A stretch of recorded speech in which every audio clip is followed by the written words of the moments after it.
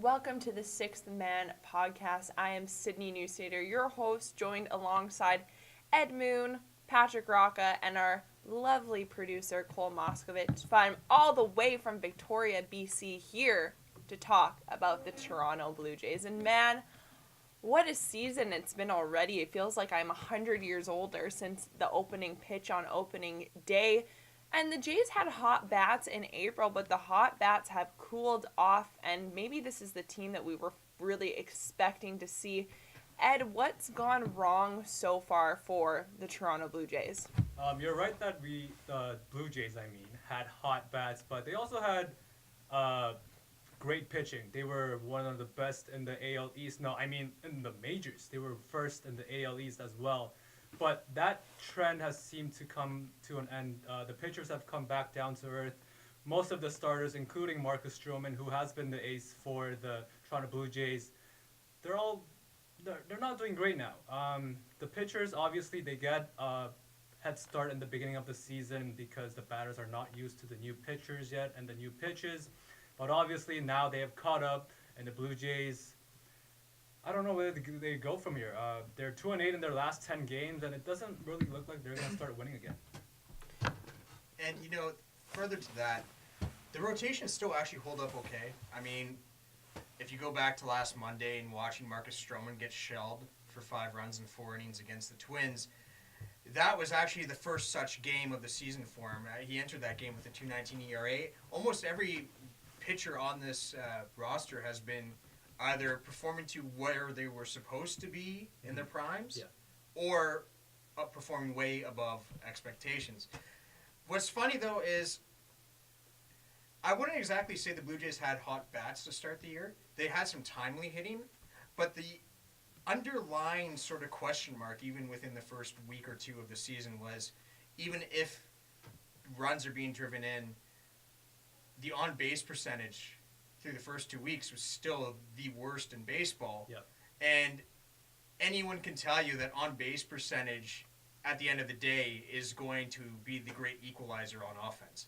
And so you see the Jays now are in this position where they're almost with the same record as the lowly Baltimore Orioles. They're only 2 games ahead of them. And the one thing that's remained consistent is where are the Jays in on-base percentage this year? Second last, only .001 point ahead of the Miami Marlins. And that, I think, is the big issue, and it's been there the entire season so far. So, Patrick, can this be improved by the Jays, or are they just doomed this entire season considering the roster? So I don't think Jays fans will like what I have to say about this, but keep in mind that this is a rebuilding season. Considering the fact that the on-base percentage has been this low since day one, the timely hitting is more likely to be an aberration than the on-base percentage being this low is.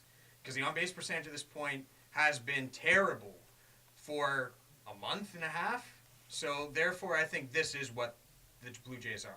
Even if Vladimir Guerrero Jr. starts hitting well, I don't think that he's not going to be able to carry this team. This is going to be a team that will struggle to win 70 games, I think, at this rate. Toronto fans might not like what you just said, but it's totally true. It's not just the on-base percentage that they're bad at right now. If you look at their offensive category, they're bottom 5 in almost every one of them. They're 27th in runs, 28th in hits, 27th again in batting average. Like you said, they're second last in on-base percentage, slugging percentage, they're 28th. So all these numbers are showing you why the Blue Jays are almost at the bottom of the AL East. And it only follows that all those numbers would drop with your inability to get on base, because we're not even talking about, you watch Moneyball, you might think on-base percentage is about walks, but it's not really about that. It's even showing that you have plate discipline to begin with. Yeah. You take a look at Vladimir Guerrero Jr., he's not looking as disciplined right now as he has been with Buffalo. Mm-hmm. And I think a lot of that comes down to him trying to prove himself. But even other guys on the team, like maybe the best hitter on the roster right now so far, surprisingly, has been Freddie Galvis. However, when you look beyond the 270 average and the 5 home runs he's had at short, which are great for this point in the season for his position and definitely above what we expected of him, you then see that he's struck out 34 times already.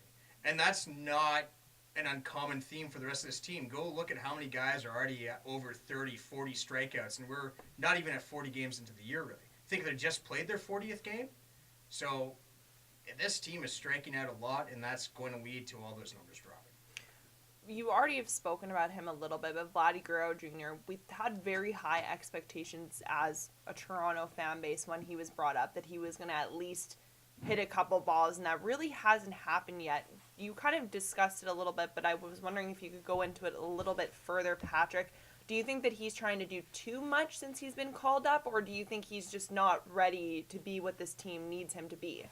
So I was reading an ESPN article a week and a half ago, and the title was Vladimir Guerrero's slow start is reminiscent of Mike Trout.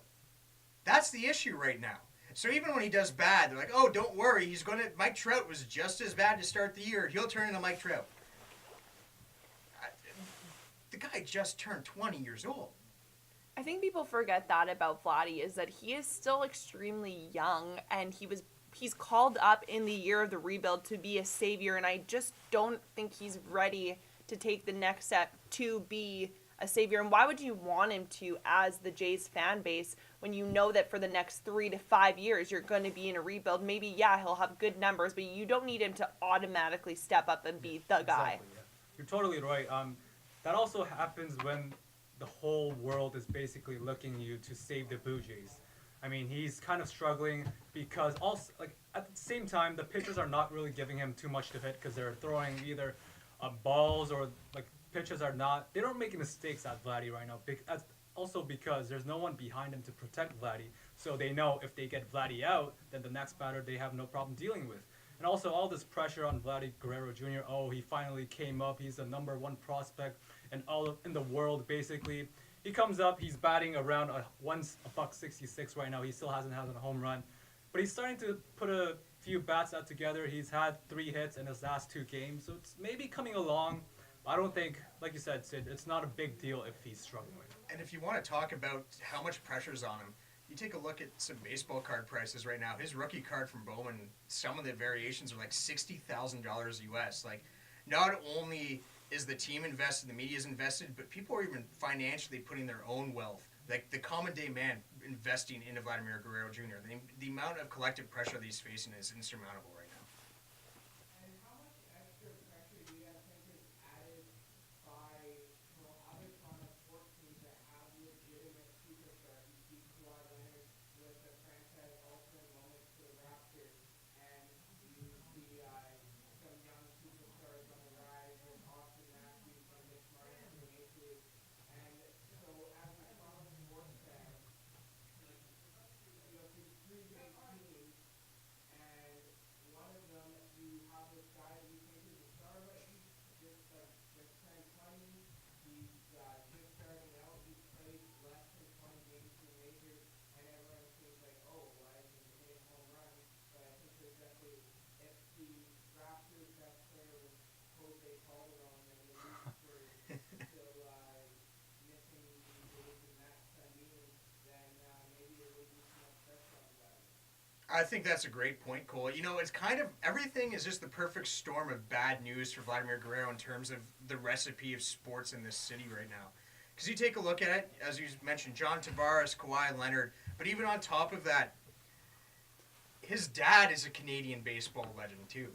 So it's not just the idea of Toronto sports have all these superstars. It's also on top of everything else. It's like, oh, and here is yet another guy that had the son of a former superstar on a Canadian team coming to save this one while this city's already in kind of its sort of mecca days of sports, at least in the modern era. This is the best Toronto sports has been collectively in decades.